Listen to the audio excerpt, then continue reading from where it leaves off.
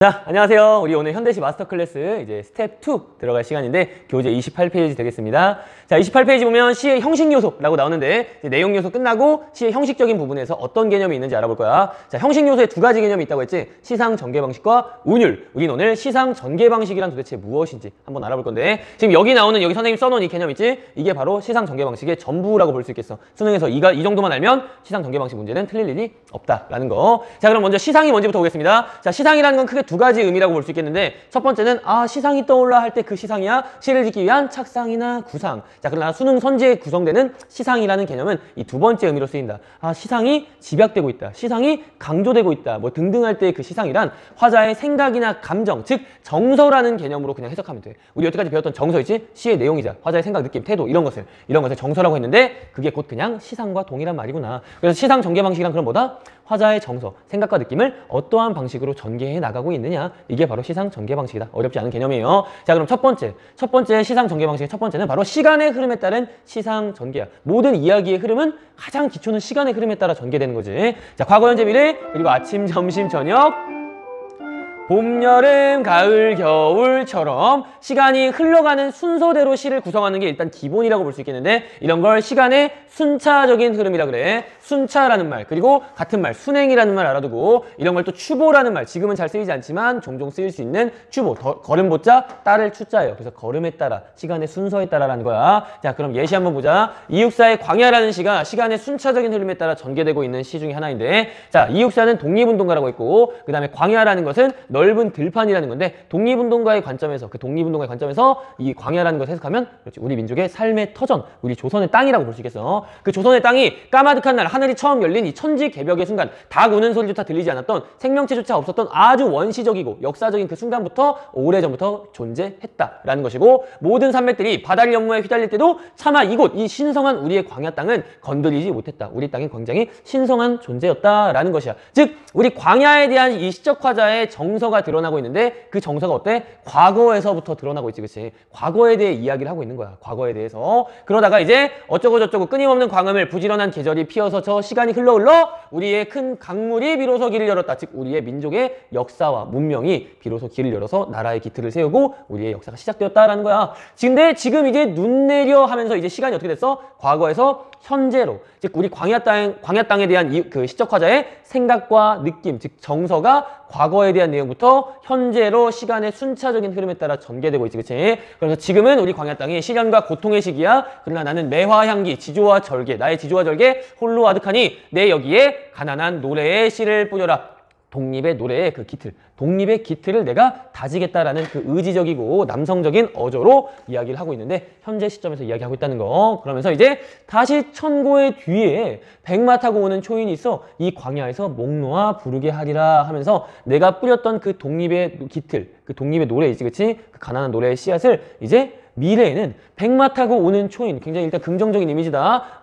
우리 민족의 지도자가 등장하여, 위대한 위인이 등장하여 이 광야에서 그 노래를 부르게 하겠다. 나는 지금 현재 괴롭고 고통의 시기에 있지만 내가 나를 희생해서라도 독립의 노래의 씨앗을 뿌리고 그 뒤에 오는 위인이 그 독립을 부르게끔 하겠다라는 독립에 대한 열망과 의지를 과거에서 현재 그리고 초인이 오는 미래에까지 이렇게 시간의 흐름에 따라 전개되고 있다는 거 볼 수 있죠. 그 다음 두 번째 예시 보면 자, 또 기다리는 편지라는 건데 누군가를 기다리고 있는 이 사랑의 정서 또는 그 기다림의 애탐의 정서를 지는 저녁해를 바라보는 순간부터 날 저문 하늘, 이 밤이 되는 순간 그리고 새벽달 빈길에 뜨면 하면서 시간의 흐름에 따라 역시 시상을 전개하고 있다는 거 알 수 있고 새벽보다 더 깊은 새벽 하면서 굉장히 그 정서의 흐름이 시간의 흐름에 따라 이렇게 쭉쭉 점점 더 깊어지고 있다는 거 확인할 수 있어요. 자, 그럼 봐봐. 어떤 정서인지 저녁해를 바라보면서 그녀를 사랑하는데 별들이 보이지 않는 이러한 어두운 감정, 그리고 새벽달이 빈 길에 뜨는 걸로 봐서 굉장히 쓸쓸하고 공허한 감정이라는 거 알 수 있겠어? 그리고 저무는 섬 하나 떠올리면서 울었다는 걸로 보아 이 시적 화자의 사랑은 굉장히 그렇지, 기다림은 굉장히 뭔가 설레는 것만 있는 건 아니고 굉장히 슬픔과 괴로움, 뭔가 고통, 공허함 이런 것도 함께 있구나. 즉 사랑이 잘 이루어지지 않구나. 그래서 저무는 섬을 떠올린 거야. 마치 섬이 어때? 단절되어 있는 이미지라고 했지, 그치? 육지와 단절되어 있는 이미지로서 임과 나 사이가 단절된 것 같은 느낌이 드니까 슬픈 거야. 사랑이 잘 이루어지지 않네. 그러나 여기 마지막 행을 보니까 오늘도 그대를 사랑하는 일보다 기다림이 더 행복하였습니다 하면서 계속해서 기다리겠다는 의지를 보이고 있죠, 그렇죠? 이런 것처럼 어떤 정서의 흐름을 우리는 그냥 어떤 멋있는 말이 아니라 자습성 있는 멋있는 말이 아니라 그때그때 상황과 단락에 따라서 상황과 정서의 흐름을 파악하면 되는데 이제는 그거에 그치지 않고 이제 시간의 순차적인 흐름에 따라 그 정서, 내가 파악한 내용이 흘러가고 있구나 하면서 시상 전개 방식까지 파악하면 이제 조금 더 스텝업 된 거라는 거예요. 자, 그 다음 우리 이제 봄, 여름, 가을, 겨울 계절에 따른 시상 전개인데 역시 시간의 순차적인 흐름의 일종이라고 볼 수 있어. 근데 우리 봄, 여름 이런 걸 친절하게 알려줄 수 있지만 그게 아니라 이렇게 연녹색 이런 것만 나와도 계절을 알 수 있어야 돼. 일단 녹색이라고 하면 그렇지, 여름이지, 그치? 근데 연녹색이니까 약간 늦봄에서 초여름이겠어. 그걸 우리 신록이라는 멋있는 용어로 한다고 했고, 그 다음에 이제 단풍, 뭐 낙엽 이런 건 가을이고, 그 다음에 눈발 이런 건 겨울인데, 이러한 시어에 따라서 계절이 어떤 계절을 의미하고 있는지 여러분들 파악할 수 있어야 된다는 것이고, 어쨌건 이거는 봄, 여름, 가을, 겨울의 순차적인 흐름, 순행적인 흐름에 따라 시상이 전개되고 있다는 걸 알 수 있다. 내용은 여러분들이 파악해봐. 자, 그럼 우리 봐봐. 계절감을 주는 시어들 정리해보자. 자, 봄부터 시작해서 동풍, 이화, 동쪽에서 부는 바람이야. 이화, 백꽃이지, 그치? 이런 거 역시 다 봄의 이미지, 봄을 상징하는 거고요. 도화라는 건 복숭아꽃인데 현대시에서 도화 하면은 그래 그냥 뭐 복숭아꽃, 봄의 이미지 이렇게 생각할 수 있는데 고전 시가에서 도화가 나오면 우리 뭘로도 해석할 수 있다고 해서 그렇지 무릉이라고 해가지고 무릉도원에서 무릉도원이 뭐야? 우리 동양의 전설 이상향을 얘기한다고 했지? 그게 복숭아밭이야. 그리고 그 복숭아밭의 꽃이 복숭아꽃이잖아. 그래서 도화, 무릉이란 말 나오면 고전 시가에 나오면 이상향, 이상적인 세계로 해석할 수 있다라고 했어. 어쨌든 봄의 이미지라는 거. 그리고 행화, 살구꽃, 봄의 이미지. 아까 얘기했죠? 늦봄에서 초여름, 삼춘화류, 봄의 3개월지 3, 4, 5월 달에 꽃과 버들잎이라는 건데 그냥 봄이라고. 꾀꼬리는 늦봄에서 초여름. 그래서 역시 여름에도 나오는 시어라고 볼 수 있겠고, 기러기라는 건 가을에 오는 철새여서 가을의 이미지. 낙엽, 단풍, 추풍, 서리, 백설, 눈 이런 거 역시 계절의 시어라는 거. 여러분 이건 나머지는 쉽게 알 수 있겠어요. 자, 그러면 우리 여기까지 마무리하고 이제 시간의 순환적인 흐름 보겠습니다. 순환이라는 건 돌고 돌아서 다시 돌아오는 거야. 낮에서 밤이 됐으면 다시 낮이 돼야 순환이고, 가을에서 뭐 겨울이 됐으면 다시 가을로 돌아와야 순환이라고 할 수 있는 거야. 시작한 계절부터 다시 시작점으로 돌아와야 한다라는 거. 자, 예시를 들어볼게요. 황동규의 즐거운 편지라는 시 보자. 자, 황동규 시인이 실제 짝사랑하는 누나한테 고백하려고 썼던 편지인데 누군가 그 누나를 기다리겠다. 나 당신을 기다리고 계속 사랑하겠다라는 자신의 생각과 느낌, 즉 정서를 쭉 전개하는데 눈이 그치고 꽃이 피어나고 낙엽이 떨어지고 또 눈이 퍼붓고 할 때까지 계속 기다리겠다는 거야. 겨울, 봄, 가을, 겨울로 다시 돌아왔지, 그렇지? 이게 시간의 순환적 흐름에 따른 시상 전개라고 할 수 있겠다. 자, 그 다음 세 번째는 시간의 역전적인 흐름이야. 우리 소설에서 역순행적 구성이라고 이미 많이 알고 있는 그런 건데요. 자, 역전적 흐름 또는 뭐 역행적, 역순행적 이런 식으로 나오니까 알아두면 돼요. 또는 뭐 과거를 어떻게 회상한다라는 식으로 나올 수 있어. 즉 역행적이라는 건 현재 시점, 말하는 현재 시점에서 과거로 넘어가는 게 역행이잖아. 또는 어떤 현재 과거였다가 뭐 어떤 미래로 갔다가 다시 현재로 돌아왔다가 이렇게 일반적이지 않은 시간의 순서 이런 거를 다 통칭하는 용어라는 거 알아두면 돼. 자, 그래서 가장 대표적인 예시로 뭐 있냐? 백석의 여승. 현재 여승을 만나서 합장하고 절을 해. 절을 하면서 서러워지고 쓸쓸하게 느꼈던 이러한 현재 시점의 정서와 상황에서 과거를 회상합니다. 이 여인을 처음 만난 순간, 평안도 어느 산 금전판에서 이 여인을 만난 순간을 회상하였고요. 그리고 그 여인이 이제 여승이 되기까지의 과정을 계속해서 쭉쭉쭉 역시 시간의 순서대로 이렇게 나가는데, 여기서부터는 시간의 순서지만 2연부터는 시간의 순서지만 1년에서 2년으로 넘어갈 때가 현재에서 과거로 돌아가는 거기 때문에 시간의 역행적 흐름, 역순행적 구성이라고 볼 수 있겠다. 그래서 과거를 회상하는 부분이야.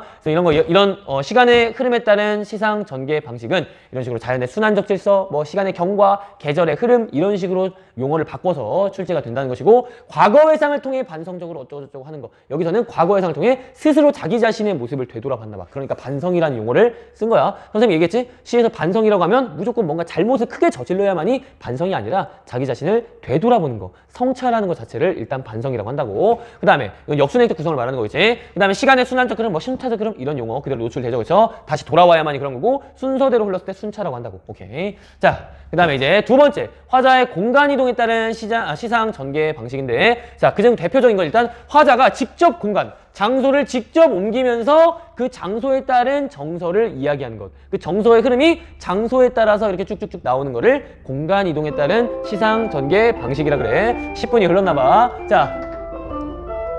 자, 우리 박목월의 나무라는 시 한번 보자. 자, 나무가 제목인 걸로 봐서 나무가 주요 시적 대상이다. 그치? 언제나 제목을 먼저 봐. 제목은 시적 대상이거나 시적 상황이니까 대상인 것 같아. 이렇게 이 나무는 무조건 이게 대상일 거 아니야. 상황은 아닐 거 아니야. 그지? 그럼 이 나무에 대해서 어떻게 생각하는지가 주제가 되는 거야.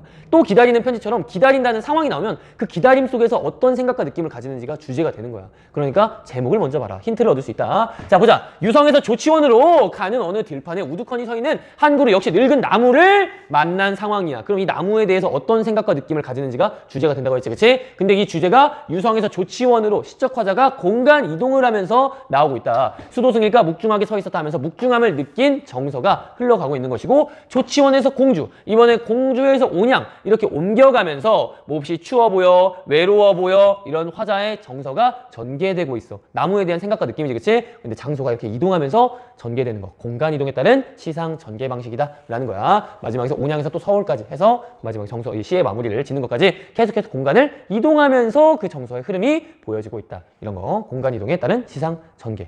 자, 그 다음 두 번째. 화자가 이 공간과 관련되어 있긴 하는데 화자가 직접 그 공간을 이동하는 건 아니야. 바로 눈깔만 이동하는 시선 이동에 따른 시상 전개 방식이 있는데, 즉 시선을 움직여 눈이 닿는 대로 시상이 전개되는 거. 자, 그럼 도대체 어떻게 화자가 시선을 옮겼는지 어떻게 아나요? 그거는 어떤 화자가 A라는 대상에 대해서 보고 있다가 B라는 대상에 대해서 보고 있다가 C라는 대상에 대해서 보고 있으면 그것이 시선이 옮겨졌다고 보는데, 보고 있다는 거. 그 시선으로 보고 있다는 건 어떻게 판단하느냐? 그 대상을 화자가 묘사나 서술을 하고 있다면 그거는 보고 있다는 것을 의미한다. 묘사랑 서술을 하려면 봐야 할 거 아니야. 그지? 그래서 얘에 대해서 말하고 있어. 얘에 대해서 설명을 하고 있거나 얘에 대해서 언급을 했어. 그럼 봤다는 거야. B에 대해서 말하고 있으면 얘를 봤다는 거고, C에 대해서 말하면 얘를 봤다는 거다. 그래서 어떻게 예시를 한번 들어보자. 자, 섬진강이라는 시야. 자, 가면 섬진강을 따라가며 보라 하면서 섬진강에 대해서 언급하고 있고 얘기하고 있어. 섬진강을 보고 있다고 볼 수 있어. 물론 섬진강을 그냥 떠올리기만 할 수도 있지만 앞에 계속 시를 읽어보면 알 수 있지. 퍼가도 전라도 실핏줄 같은 계율물들이 끊기지 않고 모여 흐르며 하면서 그 섬진강의 모습을 묘사하고 있는 걸로 보아 섬진강을 보고 있다는 거 확실하게 알 수 있지. 그치? 해 저물면 저무는 강변에 토끼 풀꽃 자운형꽃 하면서 머리에 이어주는 이 모습들을 묘사하고 있지, 관찰, 보고 있는 거야. 그렇다는 건 시선이 그러면 섬진강에서 그 강변에 있는 토끼 풀꽃과 자운형꽃으로 옮겨가고 있구나. 시선의 이동에 따라 시의 내용이 전개되고 있구나 라는 거 알 수 있겠지. 그다음 마지막에 식물도감에 없는 풀까지 해서 이런 잡초들까지 시선이 옮겨가면서 시상을 전개하고 있다. 자, 여기서 시적 화자가 직접 이동하는 거 보여? 자, 아까 뭐 유성에서 조처럼 안 보이지, 그치? 그런 것처럼 아까 우리가 봤던 시처럼 시적 화자가 직접 이동하는 건 안 보이고 시선만 이동하는 거를 볼 수 있어. 이런 게 바로 시선의 이동에 따른 시상 전개 방식이라고 볼 수 있는데, 이거를 조금 더 난이도 업해서 출제한다면 어떻게 출제할 수 있느냐? 바로 이런 거야. 근경에서 원경으로. 그래, 시선이 이동한다는 걸 알겠는데 그 시선의 이동이 좀 뭔가 규칙성 있게 가까운 거에서부터 먼 것으로 이렇게 확장해 나가는 시가 있거든. 또는 반대로 먼 것에서부터 가까운 것으로 이렇게 좁혀 들어오는 그런 시도 있어. 그래서 그 규칙성까지 너 파악할 수 있니? 라고 물어볼 수도 있다는 건데, 자, 한번 볼게. 어려운 거 아니야. 봐봐. 자, 들길은 마을에 들자 붉어지고 마을 골목은 들로 내려서자 푸르러졌다 하면서 들길과 골목에 대해서 묘사하고 있다, 보고 있다는 거지. 그 다음에 어쩌고저쩌고 보리도 어쩌고저쩌고 하면서 보리에 대해서 묘사하고 있다, 보고 있다는 거지. 그치? 그래서 시선은 들길, 골목, 보리로 옮겨져 가는데, 여기까지 봤을 때 근경에서 원경 느껴져 안 느껴져? 안 느껴져. 아무것도 뭐가 가까운지 뭔지 누가 알게 뭐야. 모르지. 여기까지는. 그치? 나도 몰라. 그런데 이제 봐봐. 꾀꼬리는 옆에 혼자 날아볼 줄 모르나니 암컷이라 쫓길 뿐 순놈이라 쫓을 뿐 하면서 이제 뭘 보니? 꾀꼬리를 보고 있어. 하면서 꾀꼬리는 이제 높이, 하늘 높이 날고 있는 대상이니까, 물론 꾀꼬리 낮게 날고 있으면 어떡해요? 물론 그럴 수 있지. 근데 일반적인 상식선에서 판단하는 거야. 꾀꼬리가. 그리고 마지막에 봐봐. 산봉우리야! 오늘 너 어디로 가버리련 하면서 산봉우리. 아주 크고 높은 대상을 보고 있지. 그치? 그렇다는 건 이 시적 화자의 눈으로 봤을 때 아까 뭐 봤니? 처음에 들길 보고 골목 보고 보리 보고 하다가 이제 꾀꼬리 보고 그 다음에 산봉우리까지 보는, 이 높이 있는 대상까지 보는 걸로 봐서 뭔가 근경에서, 가까운 거리에서 먼 거리의 경치를 보는 것 같은 느낌이 주어진다. 자, 이렇게 뭔가 근경과 원경은 지금 여러분들이 생각해도 뭔가 이건 좀 약간 애매한데? 라고 생각이 들 수 있어. 그지? 이건 당연한 거야. 가깝고 멀건 내가 화자가 어디 있는지, 뭐야 이거. 화자가 어디 있는지. 이거 뭐니? 함정이니? 자, 가깝고 먼 걸 내가 볼 수가 없잖아. 볼 수가 없기 때문에 이거는 이미지상으로, 풍겨오는 이미지상으로 판단하는 건데, 선생님이 그래서 교재 오른쪽에 적어놨지. 근경은 뭔가 작거나 작거나 땅에 있는 대상이고, 원경은 뭔가 높이 있거나 큰 대상을 이야기할 때 멀리 있다고 보통 판단을 한다. 그래서 우리가 처음부터 이 시를 읽을 때부터 이건 근경이지, 이건 원경이지 이렇게 하기는 어려워. 그건 말도 안 되는 것이고, 선지를 봤을 때 근경에서 원경으로의 시상 전개 방식에 따라 이렇게 나오잖아? 그럼 그걸로 판단하는 거야. 그 바탕으로 근경에서 원경 맞는지 한번 볼까? 봤는데 내가 시선을 이동하는 게 뭔가 땅에 있고 가까이 있는 거 같고 작은 대상이야. 근데 거기서부터 시작해서 뭔가 높이 있고 큰 대상으로 시선이 옮겨가. 그럼 근경에서 원경으로의 시선 이동에 따른 시상 전개 방식이라고 이렇게 판단하기가 합리적으로 될 수 있는 거예요. 알겠죠? 자, 그럼 반대로 원경에서 근경 볼게요. 자, 이거는 너무 친절한 시였어. 먼 산 멀리 있다고 말해줬네. 멀리 있는 경치 원경이지, 그치? 그러다가 마지막에 이제 청로로 맑은 눈에 도는 구름 하면서 구름을 보는데요. 선생님, 구름은 높이 있으니까 원경 아닙니까? 라고 할 수 있지만 이 구름 어디 있는 구름이야?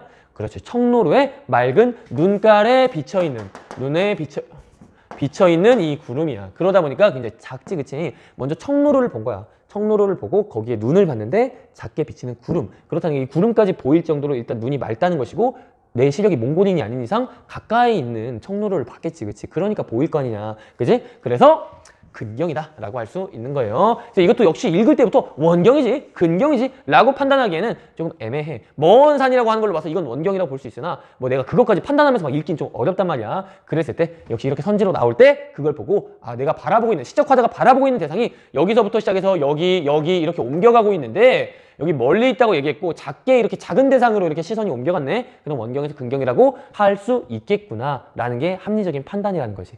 알겠지, 그치? 자, 그럼 봐봐. 이제 시선 이동에 따른 시상 전개 중에서 공간의 이동과 관계없는 시선의 이동이 있어. 자, 우리 조지훈의 고풍의상이라는 시 한번 볼 거야. 자, 제목이 고풍이고 의상이야. 그렇다는 건 고풍, 옛날 의상, 옷, 옛날 옷, 한복에 대해서 얘기하는 것이고, 이게 시적 대상이 되겠다, 그치? 한복이 시적 대상이야. 그럼 한복에 대해서 묘사하는, 어떻게 설명하는지 그게 주제가 된다는 거야. 팔을 난 어쩌고저쩌고 하면서 호장 저고리 하면서 하얀 동정이 환하니 발도소이다 하면서 처음엔 저고리를 봤지? 저고리를 보고 그 다음에 뭘 봐? 동정이라는 걸 보는데, 동정이라는 게 내가 뭔지 몰라도 상관없다 그랬어. 여기서 일단 그냥 한복의 일부라고 생각하면 될 거 아니냐. 제목이 한복이니까, 그지? 근데 그게 환하니 밝다, 고든 선이 어쩌고저쩌고 하는 걸로 봐서 한복을 아름답게 그리고 긍정적으로 보고 있구나라는 게 이 시의 주제야. 이 시의 주제. 한복의 아름다움이야. 그냥 어렵게 생각하지 마.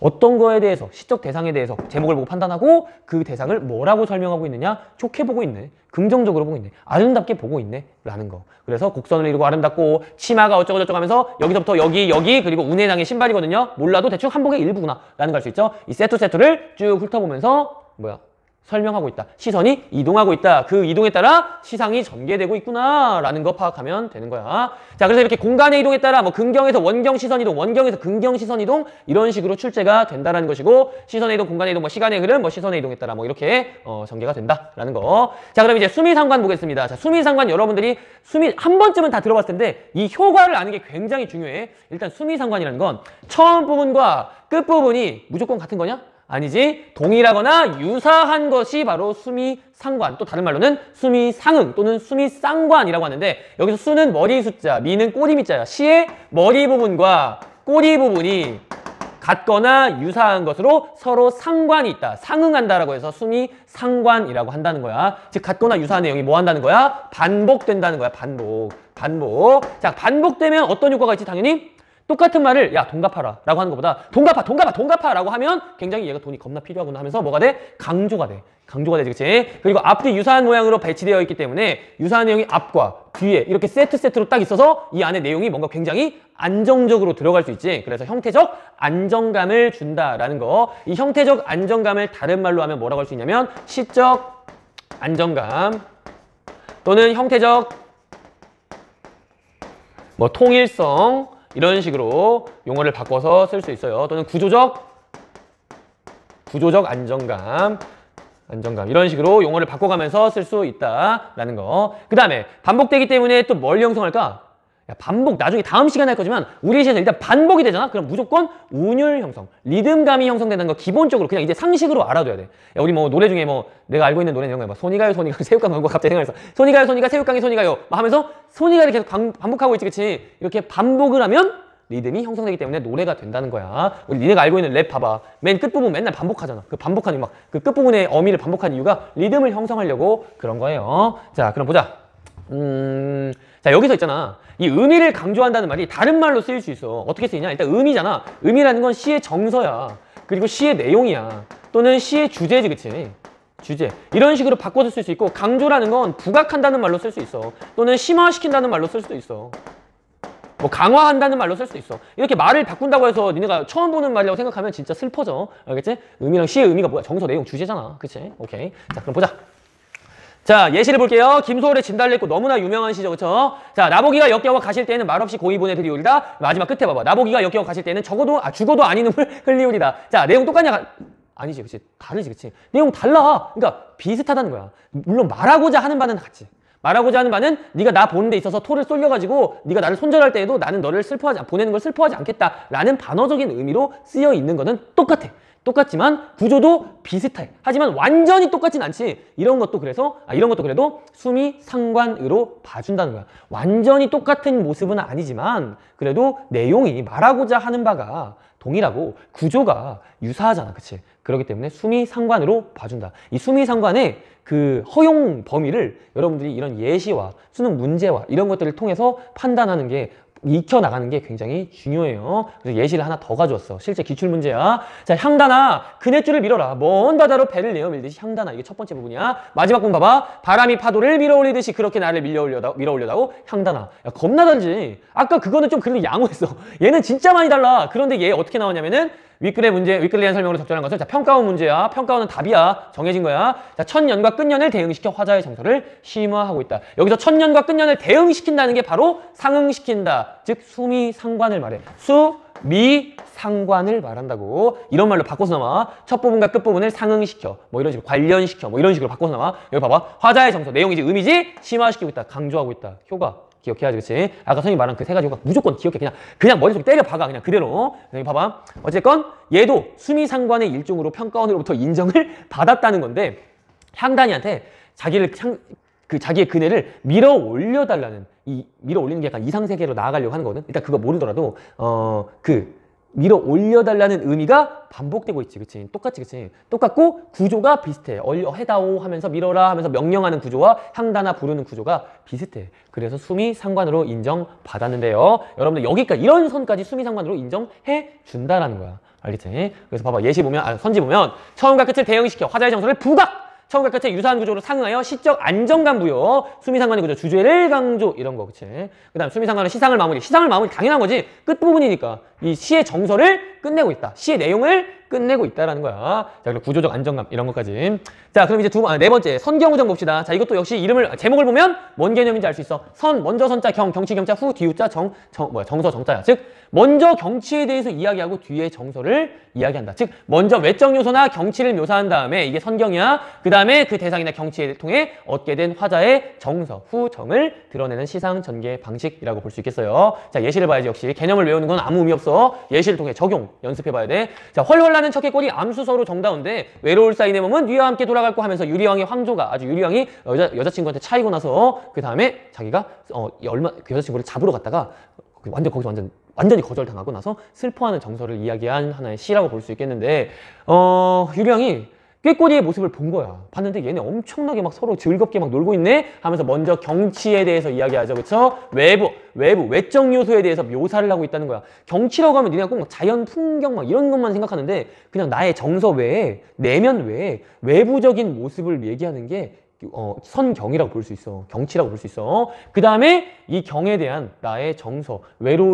더 외로워. 쟤네 왜 저래? 하면서 커플 지옥 하면서 나의 마음이 더 외로워지고 있지. 후정, 나의 정서를 이야기하고 있다라는 거. 자, 선경, 후정. 자, 예시 하나 또 보자. 자, 눈을 감으면 굽이 잦은 풀밭길이 하면서 김상옥의 사향이라고 나오는데 자, 제목이 사향이야. 뭘까 이거?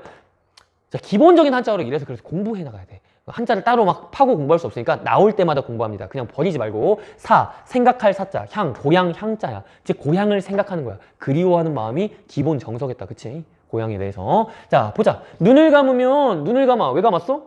고향을 떠올리러 가봤겠지, 그치? 굽이 잦은 풀밭길이 개울물 돌돌돌 길서프로 흘러가고 하면서 막 꼬불꼬불한 풀밭길과 개울물이 돌돌돌 길가로 흘러가는 모습. 백양숲 사리문을 가진 이 초가집들도 보이고요 하면서 눈을 감았을 때 딱 옛날에 그 고향을 생각하고 있네. 제목부터 사양이니까 고향을 생각하는 시적 상황에 대해서 설명해줬잖아, 제목으로, 그치? 그 다음에 송아지를 몰고 오며 바라보던 진달래도 저녁 노을처럼 산을 둘러 퍼질 것을 하면서 이 떠올려지는 이 고향의 모습을 뭐하고 있어? 묘사하고 있어. 고향의 모습, 선경이 되겠다. 그러다가 어머니야. 어머니 그리운 솜씨에 향기로운 꽃지짐 하면서 어머니 그리운 솜씨, 그리워! 하면서 나의 뭐야? 정서가 나오기 시작했어. 그치? 이게 후정이야, 이 부분부터가 이제. 어맛이라는 건 어머니의 평안도 방언인데, 어느 방언이지? 모르겠어. 미안해. 어느 방언인데, 어쨌든 이런 방언, 사투리가 나왔다는 것은 뭐지? 어떤 효과가 있지? 그렇지. 사투리가 나오면 마치 그 지역에 내가 있는 듯한 느낌. 현장감과 사실감 이런 걸 줘. 쓰지 않을게. 힘드니까. 자, 니는 써. 현장감과 사실감을 준다라는 거. 그리고 그리운 솜씨 어쩌고저쩌고 하면서 자기의 그 어머니를 그리워하는 마음을 향기로운 꽃지짐 하면서 어머니의 그 꽃지짐이 뭐냐면 그 뭐랄까 그 떡에다 위에다가 꽃 이렇게 얹어놓고 막 그런 거야. 그래서 그 어머니의 그 요리 솜씨 그걸 약간 후각적인 이미지를 통해서 자신의 그리워하는 마음을 표현하고 있는 부분이에요. 어찌됐건 나의 정서가 나오는 후정 부분이고 어질고 고운 그들 맨남새도 캐오리 이게 산나물의 일종이에요. 캐오리 집집 끼니마다 봄을 씹고 사는 마을 감았던 그 눈을 뜨면 마음토로 애젓하오 하면서 애틋하다라는 거야. 즉 나의 애틋한 정서가 지금 또 나오고 있지. 역시 선경후정이라고 볼 수 있겠고 시상전개에서 이건 선경후정뿐만 아니라 또 뭐도 있냐면 눈을 감고 현재 시점에서 눈을 감아서 회상을 해. 이 과거에 그 내가 살았던 고향의 모습을 생각하고 있지. 그치? 뭐야? 시간의 역전적 흐름. 그러면서 다시 현재로 돌아오는 현재, 과거, 현재 시간의 역전적 흐름에 따른 시상 전개 방식이라고 할 수 있겠죠. 또 오케이. 자, 여기까지. 자, 그다음. 자, 외적 상황을 묘사한 다음에 화자의 감정을 제시. 이런 게 바로 선경후정에 대한 설명이라고 볼 수 있어. 이렇게 선경후정이라고 대놓고 나올 수도 있다라는 거. 그 다음에 자연의 모습을 먼저 묘사하고 화자의 반응을 이어지는 방식. 선경후정에 대한 역시 설명이고요. 자, 그 다음에 이제 기승전결 보겠습니다. 자, 기승전결이라는 건 먼저 시상을 제시하는 거야. 그 다음에 승은 시상을 심화시키는 거. 그 다음에 고조돼서 절정에 이르거나 전환되는 전. 니네가 결국 무슨 극적인 반전이 있어야만이 전이라고 생각하는데 그거 아니야. 그냥 절정으로 이뤄가는 과정을 전이라 그래. 그 다음에 시상을 마무리하는 결. 이게 바로 기승전결의 시상 전개 방식이라고 하는데 기승전결이라는 건 우리 옛날에 한시의 시적 구성 방식이야. 그래서 한시에서 많이 썼던 그런 유명했던 방식 중에 하나인데 지금은 있잖아. 기승전결이라고 하면 그냥 시를 좀 뭔가 짜임새 있게 이야기를 짜임새 있게 전개하는 방식을 모두 다 기승전결이라 그래. 그러나 대표적으로 일단 모든 걸 다 기승전결이다 라고 할 수는 없으니까 일단 기승전결은 보통 내용이 기부분, 승부분, 전부분, 결부분 이 네 단락으로 나뉘는 거야. 그렇다면 연으로 시를 구성했을 때 이렇게 네 단락으로 구성할 수 있는 사연의 구성이거나 아니면 그냥 사행으로만 되어 있는 구성이거나 아니면 사연 말고 8연 뭐 이렇게 돼 있거나 아니면 8행 이런 식으로 뭔가 네 단락으로 끊어서 볼 수 있는 구성 있지? 이런 식으로 이렇게 돼 있는 이런 걸 보통 그냥 기승전결이라고 하면 대강 맞다. 그래서 현대시에서 뭔가 찾기란 어려워. 한시의 구성 방식이니까. 그래서 이거 봐봐. 김소월의 먼우일처럼 하나, 둘, 셋, 넷 사연으로 구성되어 있지, 그치? 이런 걸 그냥 기부분, 승부분, 전부분, 결부분 이렇게 볼 수 있는 거야. 뭐 어디 반전이 있냐? 반전 없어. 반전 없지만 시상을 일으켰다가 모든 내용이 이게 뭐야? 모든 내용은 원래 시상을 먼저 일으켰다가 발전시켰다가 마무리 짓는 거는 당연한 구성이잖아. 그치? 그런데 그거를 좀 뭔가 딱딱딱 이렇게 네 부분으로 잘랐을 때 그럼 그거는 이건 기, 이건 승, 이건 전, 이건 결 이렇게 이야기하기 좋다. 그래서 기승전결이다 라고 할 수 있겠고 그래서 뭔가 애매하지? 그래서 나오기도 어렵지만 기승전결이라는 개념 정도는 알아둬야겠다라는 거. 그 다음 6번째 이제 점층적 시상 전개 방식이라고 있는데 자 시를 전개해 나갈 때 점층이라는 건 점점 층층이 심화된다라는 걸 얘기해. 그래서 전체적으로 혹은 또는 시의 일부분에 점층의 방법을 사용한다. 이거 표현법에 점층법이라고 있어. 점점 층층이 심화되는 정서. 그래서 시어나 식구의 의미 또는 화자의 정서가 점차적으로 심화되어가는 시상 전개 방식을 점층적 시상 전개 방식이라고 한다. 이거는 시의 전체일 뿐만 아니라 시의 일부에서 그렇게 전개돼도 점층적 시상 전개 방식으로 하는 거고 이것과 반대 점강이라고 있는데 애들이 이게 강이라고 나와 있으니까 꼭 강해진다고 착각을 하는데 그거 아니야. 강은 하강할 때 강자야. 그래서 점점 약화되는 것을 점강이라고 합니다. 어쨌건 보자 이제 점층적 시상 전개 방식의 예시. 자 사설시조인데요. 아주 유명한 사설시조야. 나무도 돌도 바위 없음 외해. 자 자, 봐봐. 나무도 돌도 바위도 없는 산에 매에게 쫓기고 있는 볼가토리의 안, 속마음, 즉 까투리야. 까투리의 속마음과 대천바다 한가운데 일천성 실은 대중강이 어쩌고저쩌고 나오는데 이게 뭔 말이냐? 이 까투리가 이 꿩의 일종이야. 그냥 동물, 약한 동물인데 뭐한테 쫓겨? 매한테 쫓기고 있어. 그럼 어떻게 해야 돼? 그렇지. 이 까투리가 뭐 우리 몰래 주짓수를 배웠지 않는 이상 매한테 잡혀서 죽는 거야. 어쩔 수 없이 죽을 수밖에 없는데 그럼 살려면 어떻게 해야 되지? 그렇지. 숨어야 돼. 숨어야 되는데 나무도 없고 돌도 없고 바위도 없어. 그럼 뭐야? 숨을 데가 없어. 뒤졌다는 거지. 그치? 이거는 정말 절망적인 상황이야. 그 절망적인 까투리의 속마음과 대천 큰 바다 한가운데에 일천석 실은 쌀을 천석이나 실은 엄청나게 중요한 그 배 대중강 대중강이 뭐야? 여기 이렇게 나오지? 규모가 제법 큰 그냥 배야 배. 이런 어려운 시어는 다 보통 주석이 달려. 자, 대중강이 노도 잃고 닷도 잃고 돛대도 꺾이고 용총이라는 거는 이 돛대를 맹는 굵은 줄인데 이것도 끊겼어. 키도 빠져 바람도 불어 물결 치고 안개가 뒤섞여 잦아진 날에. 그러니까 정말 이 천석이나 싣고 이제 목적지로 향해는 아주 중요한 배가 없어졌고, 그 다음에 돛대도 꺾이고, 그 다음에 줄도 끊기고, 키도 다 빠지고 하면서 점점 상황이 어떻게 되냐? 그렇지, 이거 완전 망했지, 그치? 점점 상황이 층층이 심화돼. 절망적인 상황이 심화되고 있지, 그치? 이런 게 점층이야. 그러면서 안개도 잦아지고 갈 길은 천리만리 남아있어 또. 근데 사면이 또 밝지도 않아. 검어 어둡게. 천지는 적막해. 소리도 안 들려. 그러다가 가치농을 떠났는데 가치농을 뭐야? 이 사나운 물결. 파도야, 파도. 이 파도가 또 불어오는데 또 어떻게 돼? 해저까지 만났어. 이건 뭐, 이건 산업재해로 인정해줘야 돼. 이건 진짜 엄청나게 절망적인 상황들. 선제지변이다, 그치? 이렇게 절망적인 상황들 정서가 층층이 심화되는 거 점층. 그런데 엊그제 님 여인 내 마음과 어따 가을하려. 그러니까 이렇게 절망적인 애도 내 임을 잃은 나의 속마음보다 약하다 하면서 자기의 그 임과 이별한 그 슬픔을 그 약간 과장해서 이렇게 강조하고 있는데 이 정서의 흐름이 쭉 더 심화되어 가고 있는 점층적 전개 방식으로 이루어지고 있다는 걸 확인할 수 있는 거예요. 자, 그러면 또 하나 예시 들어볼까요? 허영자의 자수. 자, 자수를 놓는 이런 상황이겠다, 그치? 또는 자수에 대한 어떤 그 시적 대상으로 보거나. 자, 마음이 어지러운 나는 술을 놓는다. 술을 놓는 그냥 상황이구나.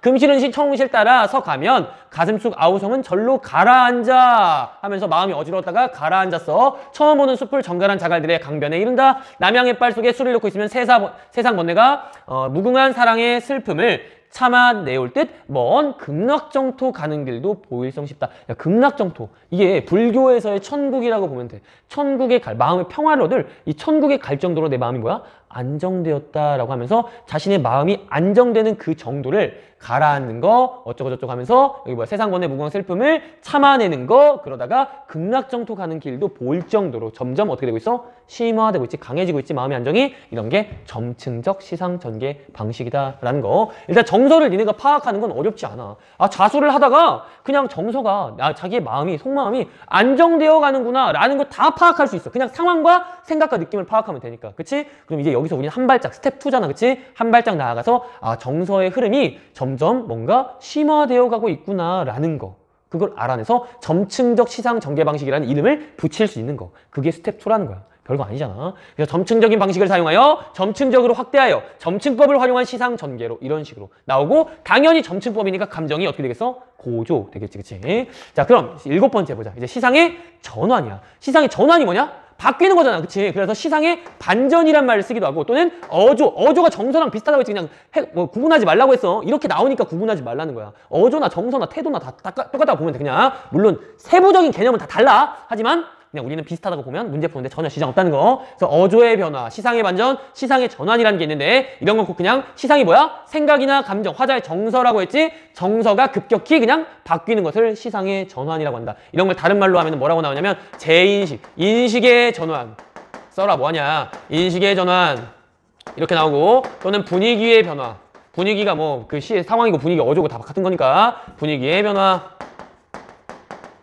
이런 것들 또는 태도의 변화 이런 식으로 나온다라는 거. 자 그럼 봅시다. 다 같은 말이야. 자 님은 같습니다. 자 한용운의 님의 침묵인데요. 자 님의 침묵하는 상황이겠다. 그치? 님이 뭔데? 님은 같대. 아 사랑하는 나의 님은 같습니다. 야 이게 바로 점층이야. 님은 같는데 아 사랑하는 나의 님은 같다 하면서 그 상황에 대해서 이 님이 어떤 상황인지 어떤 사람인지에 대해서 그리고 아 하면서 영탄을 통해서 하면서 나의 정서가 뭐야?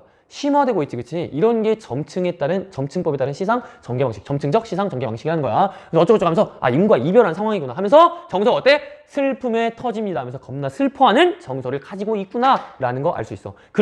그러나 하면서 뭐해? 이별을 쓸데없는 눈물의 원천을 만들고 마는 것은 스스로 사랑을 깨치는 것인 줄 아는 까닭에 걷잡을 수 없는 슬픔의 힘을 옮겨서 새 희망의 정수박이에 들이부었습니다 하면서 다시 만날 것을 믿습니다. 재회에 대한 희망, 확신으로 옮겨. 정서가 어떻게 됐어? 전환됐어. 슬퍼하는 정서에서 희망으로 다시 재회에 대한 의지와 확신으로 전환. 이게 바로 시상의 전환이야. 재인식이고 그리고 반전이다라는 겁니다. 자, 그래서 시상의 뭐 극적 전환, 역동적인 분위기가 정적인 분위기로 바뀐다. 분위기의 변화, 대상에 대한 인식이 전환된다. 그치? 재인식 이런 거 나온다. 이렇게. 자, 그다음 8번째 바로 시상의 집약인데요. 집약이라는 건 이 정서가 아주 함축적으로 잘 드러난다는 거야. 함축적으로 잘 드러난다라는 거. 자, 그럼 보겠습니다. 자, 나이덕의 천장호라는 호수에서 있었던 생각과 느낌이 뭔지에 대해서 알아보면 되겠다. 자, 얼어붙은 호수는 아무것도 비추지 않는데 벌써 부정적이야. 불빛도 산 그림자도 잃어버렸다. 제 단단함에 서술만이 빈다고 했을 뿐 아무것도 품지 않는다. 헛되이 던진 돌멩이들. 새떼 대신 메아리만 쩡쩡 날아오른다 하면서 반응이 없는 이 호수에 대해서 묘사하고 있어. 그러면서 네 이름을 부르는 일이 그러했다 하면서 누구냐, 이 여인인지 뭐 남자인지 잘 모르겠지만 어쨌건 이 사랑하는 누군가 같아. 이 사랑하는 누군가를 부르는 일이 이 호수에, 얼어붙은 호수에 돌을 던져서 아무런 반응 없이 보이지도 않고 아무것도 품지 않고 다 튕겨내는 듯한 이러한 호수와 같다. 호수의 반응과 너의 반응이 같다라는 거야. 그러면서 이 한 줄에 나의 그러한 정서가 잘 함축적으로 드러나지. 이런 게 바로 시상의 집약이라고 할 수 있겠어. 그래서 화자의 의지가 집약된다, 시상이 집약된다, 뭐 시적 상황에 대한 정서를 집약적으로 드러내고 있다. 이렇게 출제가 되는데, 자, 니네가 이거 봤을 때, 이 시상의 집약, 이 한 문장이 집약이 됐는지 이걸 어떻게, 어느 정도가 도대체 집약이지? 라고 이렇게 뭔가 그 기준에 대해서 굉장히 모호하게 느낄 거야. 자, 당연히 모호하지. 누구나 다 모호해. 나도 모호해. 이거 굉장히 집약이 많이 된 시구를 내가 그냥 가져온 거고, 자. 실제 집약이라고 해서 출제된 시 중에 이것까지 집약인가? 라고 하기 애매한 것들도 있어. 왜냐? 이게 주관적이잖아. 함축적으로 뭔가 드러냈다는 건. 그치? 그리고 시라는 건 있잖아. 잘 들어. 모든 시어와 식구, 그리고 차마 쉼표까지, 맞춤표까지 화자의 정서 또는 띄어쓰기까지 화자의 정서와 생각은 다 거기에 드러나 있어. 그냥 쓰는 거 없어. 화자는 잉크를 낭비하지 않아. 시인은 잉크를 낭비하지 않아. 그래서 모든 시어와 식구 이런 거에는 화자의 정서와 생각과 태도 이런 것들이 집약되어 나타나는 거야. 함축적으로 다 드러나 있는 거야. 거의 웬만한 진짜 그냥 어떤 정말 예외적인 거 있지 뭐 문학은 100%라고 할 수 없으니까 예외를 항상 납두는데 거의 대부분의 시어와 시구는 다 화자의 정서를 드러내기 때문에 사실 이렇게 선지에 있잖아. 시상이 뭐 집약되어 있다 뭐 이렇게 나오잖아. 그러면 맞는 설명이야. 이렇게 화자의 의지라고 나오면 진짜 그 의지의 부분에서 맞느냐 틀리느냐를 판단할 수는 있지만 그냥 시상이 집약되는 거는 그냥 맞는 설명이야. 정서가 드러난다라고 보면 되는 거야. 그냥 정서가 드러낸다라는 거. 자, 그다음 자, 9번째는 바로 대화를 통한 시상 전개 방식. 이건 했다 알고 있어. 대화가 된다는 건 뭐야? 그렇지. 화자가 어떤 청자와 뭐를 이뤄야 돼? 문답을 이뤄야 돼. 즉 뭔가 응답이 있어야 대화라고 했어. 뭔가 부르는 말투 대화체를 썼는데 그 사람이 응답이 없으면 어떻게 돼? 그렇지. 말건방이 된다고 했다. 근데 둘 이상의 화자가 등장해서 서로 이야기를 주고받으면 그거는 대화라고 했고 이거를 대화를 통한 시상 전개 방식이라고 출제가 된다고 했지. 그치? 그래서 이거 봐봐. 자, 윤동주의 아우의 인상화. 윤동주는 언제나 약간 슬픈 시야. 뭔가 반성하거나 슬퍼하거나 이런 시인데 자, 봐봐. 아우의 모습에 대해서 그린 거야. 아우의 모습. 자, 붉은 이마에 싸늘한 달이 서리어 아우의 얼굴은 슬픈 그림이다 하면서 아우도 뭔지 슬퍼 보여. 일제강점기 시대에 우리 다 저항하지 못하고 제대로 살고 있지 못하니까 슬퍼 보이는 거야. 발걸음을 멈추어 살더니 앳된 손을 잡으며 니는 자라 무엇이 되니? 너 뭐 할 거냐? 라고 물어본 거야. 그러니까 아우가 대답해. 사람이 되지? 라고 대답을 해. 아우의 설은 진정코 서른 대답이다. 굉장히 어설픈 대답이다. 라는 건데 자, 슬며시 잡았던 손을 놓고 아우의 얼굴을 다시 들여보았다. 싸늘한 달이 붉은 이마에. 자, 싸늘한 달 뭔가 막 차갑고 이러 보이지? 일제강점기의 시련과 고통하는 거야. 붉은 이마. 아예 그 피도 안 마른 그 이마에 저 아우의 얼굴은 슬픈 그림이다 하면서 아우의 얼굴을 슬프게 보는 이유가 뭐야? 이 아우의 대답을 어설픈 대답이라고 생각하는 이유가 뭐야? 당연히 사람이 되겠지. 근데 사람이 되지 못해. 왜? 사람처럼 살기가 어렵거든. 이 일제강점기 시대에는. 사람 대접을 받기가 어려워. 그래서 이 사람이 되지라는 아주 당연한 말이 당연하지 못한 대답이었기 때문에 굉장히 슬프고 어쩌고저쩌고 어설프다라고 이렇게 인식을 한 거야. 아우는 아직 세상을 모르니까. 그치? 자, 어찌됐건 간에 그냥 뭐 정서 끝까지 얘기해 본 거고 중요한 거는 물었는데 대답을 했네? 그럼 뭐야? 대화를 통한 시상 전개 방식이라고 할 수 있는 거예요. 알겠죠? 자, 그래서 대상과의 문답을 통해 시상을 심화하고 있다. 심화하고 있다라는 게 발전시킨다는 거야. 이것도 역시 시에서 시상을 약화시키면서 시를 쓸 리가 있냐? 시인이? 다 자기의 정서를 강조하면서 강화하면서 쓰지, 그치? 심화하는 것도 아까 집약이랑 마찬가지로 다 맞는 표현이야. 자, 그래서 보자. 자, 김영랑의 5월 한번 스텝업 연습 문제 한번 풀어보도록 하겠습니다. 이제 다 끝났어, 내용은. 자, 들기름 마을에 대해서 아까 읽어봤지, 그치? 이거 딱 한번, 그럼 문제 바로 보겠습니다. 자, 수미상관의 구조를 활용하여 시적 안정감을 주고 있다. 수미상관, 처음과 끝, 같거나 비슷하니? 완전 달라, 그치? 아니야. 화자가 직접 공간 이동을 하냐? 하면서 막 꾀꼬리한테 이동하고 삼봉오리로 이동했니? 그런 거 없지, 그치? 안 느껴지지? 그렇기 때문에 2번도 땡. 근경에서 원경으로의 시선 이동을 통해 대상을 포착하고 있다. 자, 이렇게 가까운 경치, 뭔가 작고 이런 경치에서 높고 큰 경치로 시선을 옮겨갈 때 근경에서 원경으로의 시선 이동이라고 했죠. 시적 대상과의 대화를 통해 시상을 전개하고 있다. 자, 대화 왔니? 자, 삼봉오리야 하면서 어쩌고저쩌고 대화체를 썼지만 삼봉오리 대답했어 안 했어? 아니, 몰라 하면서 대답 안 했지, 그치? 그러니까 대화가 아니라 그냥 말건방. 이거는 4번은 틀린 게 되겠고요. 그래서 대화체를 활용하여 대상과의 친밀감. 그렇지, 대화체. 말을 거는 듯한 말투 썼지, 그치? 그래서 대답을 안 했기 때문에 그냥 독백으로 그친 말건방이 되는 거야. 그래서 대상과의 친밀감. 야, 이게 중요한 건데 대화체를 보통 왜 쓸까? 뭐 새야 어쩌고 하면서 새를 왜 부를까? 그치? 새가 마치 나와 친구 같은 느낌이 들지, 그치? 더 친밀감을 줄 수 있는 거야. 이런 것들 나중에 의인법 할 때 같이 볼게요. 그래서 5번, 3번, 5번이 정답이 되겠고요. 자, 그 다음에 이제 윤동주 시 한번 또 보겠습니다. 자, 별에는 밤인데요. 자, 계절이 지나가는 하늘에는 가을로 가득 차 있습니다. 나는 아무 걱정도 없이 가을 속의 별들을 다 해일 듯 합니다. 하면서 자, 계절이 지나가는 하늘에 가을로 가득 차 있는 그냥 환경이야. 시적 환경, 배경이 되겠다. 가을의 시상, 가을의 시간적 분위기구나. 나는 근데 아무 걱정도 없는 생각이 있네. 그러면서 뭐해? 가을 속의 별들을 다 세다, 셀 수 있을 것 같대. 가슴 속에 하나둘 새겨지는 이 별의 모습은 이제 다 못 세는 것은 쉬 아침이 오는 까닭이요, 내일 밤이 남은 까닭이요 하면서 나오고 있는데 여기서 별이 뭔데, 별?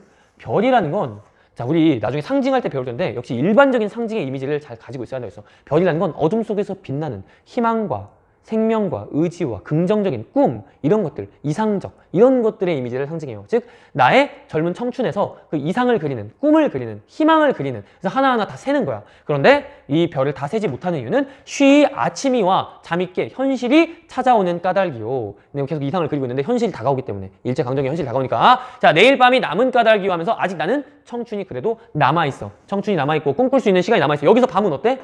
이 별을 세는 시간이야. 어두운 뭐 그런 시간이 아니라. 자, 아직 나의 청춘이 다하지 않은 까닭입니다 하면서 아직 나는 시간이 많이 남아있다. 젊어. 그러면서 별을 아직 셀 수 있다. 아직 더 못 세도 아직은 희망을 가지고 있네. 자, 별 하나의 추억과 별 하나의 사랑과 별 하나의 쓸쓸함과 별 하나의 동경과 별 하나의 시와 별 하나의 어머니 하면서 이 별 하나하나에 나의 정서와 생각, 이런 감정들을 표현하고 있고, 어머니 하는 걸로 봐서 마지막 뭐야? 어머니를 그리워하는 마음까지 표현하는 것 같아. 자, 그러면서 어머님, 나는 별 하나의 아름다운 말 한마디씩 불러봅니다 하면서 어머니 불렀어. 자, 어머니가 근데 대답해 안 해? 안 했지. 그치? 이거 뭐야? 말건방이야. 소학교 때 책상을 같이 했던 어쩌고저쩌고 하면서 폐경옥 이런 이국수년대 이름과 하면서 이 내가 지금 뭐냐?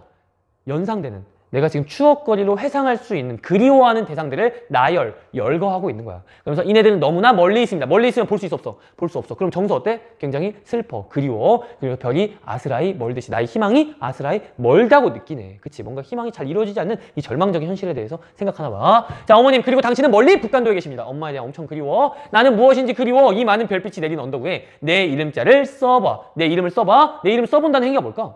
그렇지, 나에 대해 생각한다는 거잖아. 역시 윤동주 반성성찰. 흙으로 덮어버렸습니다. 근데 왜 덮어? 부끄러우니까 덮는 거야. 내 이름 그냥 하면서 내가 적극적으로 저항하지 못하는 그런 현실에 대해서 부끄러워. 따는 밤을 새워 우는 벌레는 부끄러운 이름, 여기 나왔네. 부끄러운 이름을 슬퍼하는 까닭입니다. 이 벌레가 운대. 왜 울어? 벌레는 안 울어. 그냥 진짜 그냥 지저귀는 거야. 근데 운다고, 울고 있다고 표현하는 게 뭐야?